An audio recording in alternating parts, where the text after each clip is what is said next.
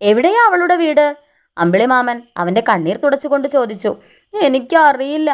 തേങ്ങലിൽ അവൻ്റെ ശബ്ദം മുറിഞ്ഞു പോയിരുന്നു. അറിയില്ലേ? ഇനിയിപ്പോൾ എന്തു ചെയ്യാനാ? അമ്പിളിമാമൻ താടി ഒഴിഞ്ഞുകൊണ്ട് അല്പനേരം ചിന്തയിലാണ്ടു. പിന്നെ ഒരൊറ്റ ഫോൺ വിളിയാണ്.